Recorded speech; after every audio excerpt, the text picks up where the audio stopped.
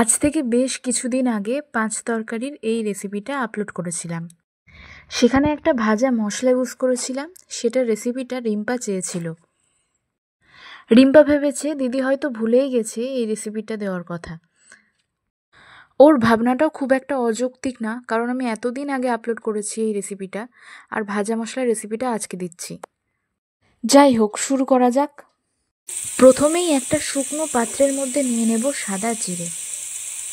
যতটা জিরে নেওয়া হয়েছে তার ঠিক অর্ধেকটা নিতে হবে মৌরি, তার ঠিক আধ ভাগ।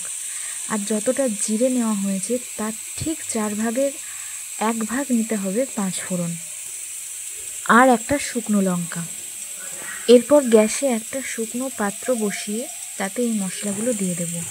কড়াইয়ে করলে ভীষণ ভালো হয়, কিন্তু আমার এখানে কড়াইয়ে তেল ছিল, তাই আমি একটা বাটিতে করছি।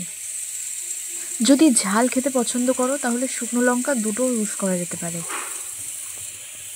যেই পাত্রে এটা ভাজা হবে বা বাটা হবে তার মধ্যে কিন্তু কোনো রকম জল থাকলে চলবে না।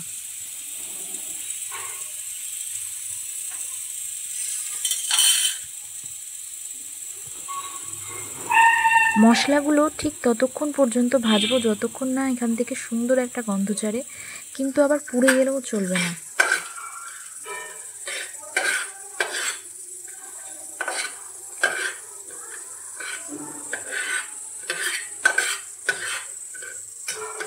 শুকনো খোলায় মশলাটা ভেজে নিয়ে একটা পাত্রে ঢেলে নেব। আর এই মশলাটা কিন্তু গরম গরমই বাটতে হবে, আর সেটা শিলে বাটলে স্বাদটা দারুণ হয়। তোমরা চাইলে মিক্সিতেও বাটতে পারো, কিন্তু আমি এখানে শিলে বাটবো, কিন্তু যাতেই বাটবে কোনো রকম জল থাকলে চলবে না। ব্যাস, তাহলেই তৈরি আমাদের ভাজা মশলা। আর ডিম্পা, তোমাকে বলছি, তোমাকে অনেক ধন্যবাদ আমার পাশে থাকার জন্য। আর দিদিরা কিন্তু বোনেদের কথা কখনো ভোলে না। ভিডিওটি ভালো লাগলে ভিডিওতে একটি লাইক করে দেবেন এবং চ্যানেলটিকে সাবস্ক্রাইব করে পাশে থাকবেন।